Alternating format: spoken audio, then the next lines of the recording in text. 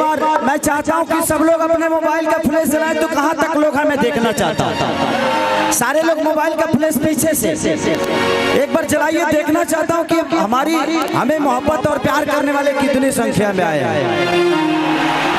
सारे के सारे जलाओ, सब लोग आई लव यू। बाप इधर से भी जलाओ। एक बार देखना चाहता हूँ, ये पूरा बिहार देखना चाहता है कि गाया की धरती खेसारी लाल को कितनी मोहब्बत करती है। एक 22 तारीख को मेरा सबसे भोजपुरी का सबसे बड़ा सिनेमा रिलीज हो रहा है, जिसका नाम है रंग दे बसंती। ट्रेलर देखा आप लोगों ने? पैसा लागल आई लव यू। 22 तारीख के हॉल फाड़ देने के बाद 22 तारीख के ऑल ओवर इंडिया रिलीज हो रही है और भोजपुरी की सबसे बड़ी सिनेमा है। तो आप सब प्यार अगर देंगे तो ऐसे ही तैनात बना रहे। बस इतने जितना जनाइल बड़े तनो देख ले तो खेसरिया स्टार दिखाओ बाबू दिखाओ।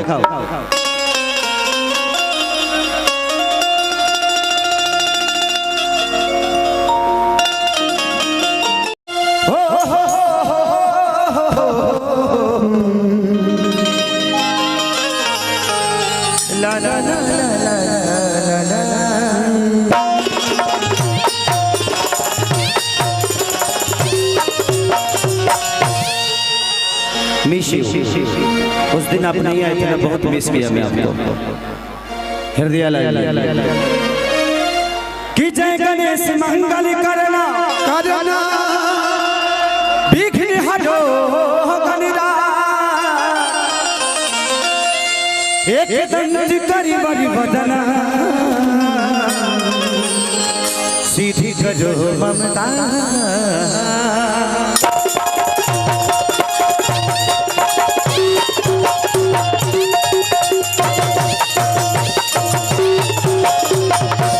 बाउंसर साहब थोड़ा पीछे इधर, लोगों को देखने में दिक्कत होगी तो हंगामा होगा। लव यू कि मां की ज्योति से नूर मिलता है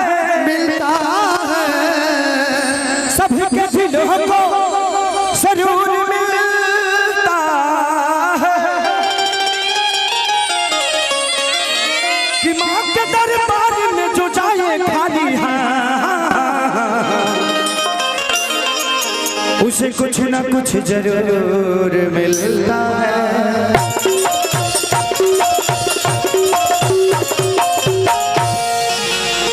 अब भाई प्यार पंकज भाई कहाँ से ले आई हो? रौरेटा डार को बानी आई एगो भजन से सेवा करवा तो लो जानते बड़ा के का हो के वाला कि टूट जाही राजा जी छोटकी में डाले के बाद मोटकी में डाले के बाद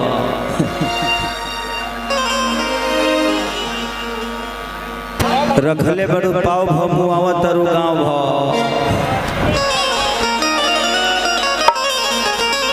अरे कि उतरल रथ सभे जुटल भगत तप जइया होता है राजा।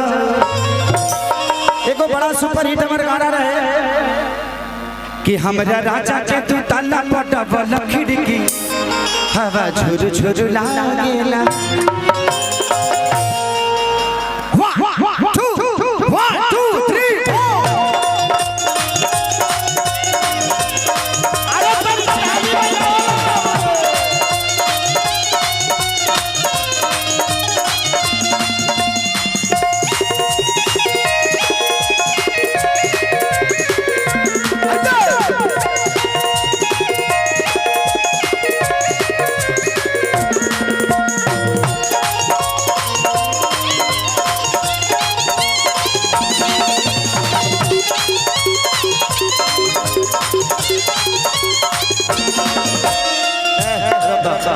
आई बताओ तुम डॉलर में कमाते हो तो 100 टकिया कह दे रहे हो जी? यूरो में ओहो से ऊपर। अरे कि उतरल रथ सब जुटल भगत पूजैया होता है राजा। पूजैया होता है राजा। अरे उतरल रथ सब जुटल भगत तो पूजैया होता है राजा। शिवमती नदिया चढ़े लोग जागेला माइके लागल बावे माइके लागल बावे माइके लागल बावे निमिया पछुआ बना में हवा झुरुला